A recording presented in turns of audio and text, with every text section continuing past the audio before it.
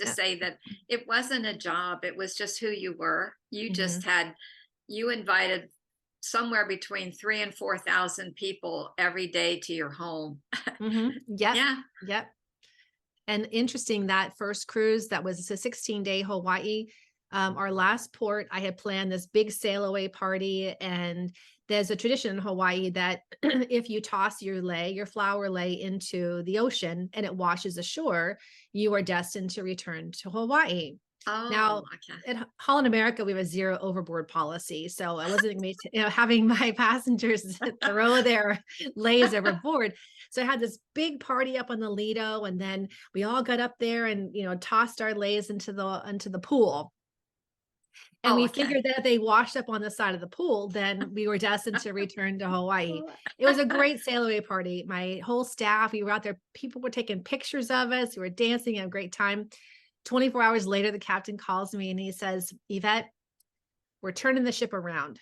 And I said, you're joking, right? He said, no. He said, we have a medical emergency Oh, and it's life and death. It's life and death. And I said, well, can't they call Coast Guard? Can't they come out and get him that way? And he said, no, we're too far out and it's too rough for Coast Guard. So we turned the ship around. We went all the way back to Hilo. We docked the ship, got the guy off, saved his life. And then we turned around and set back to San Pedro. But we also meant that was another 24 hours longer for the cruise. So I had but you to, went back to Hawaii. You went back. well, I did go back. Thanks a lot for that reminder. It worked.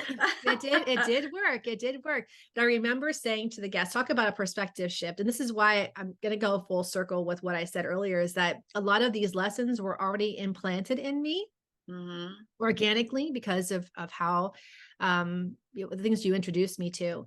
But this cruise was now an extra day longer, which meant the following cruise was going to be one day shorter. Shorter. It also meant that everybody who was supposed to get off, we had to make arrangements for flights, trains, rental cars, hotels, Oh. open up the phone lines. They could call their families to let them know. So every passenger had to be rebooked. Everybody had to be rebooked. Some people didn't care. Others were not so happy about it. Happy. And I remember getting up on stage because there were people who were disgruntled. And I don't know if I did it at Showtime or I did it in, no, it wasn't Showtime. It was in Showtime because I remember saying it twice. And I said, I just want to say that I know some of you don't really care. Some of you are happy you get an extra day on your cruise. But at the same time, isn't it great to know that you are sailing on a cruise line that will do whatever it can to save your life? That person could have been your Yeah. father, your brother, your uncle. And because of what the captain chose to do, that man has Yeah. lived.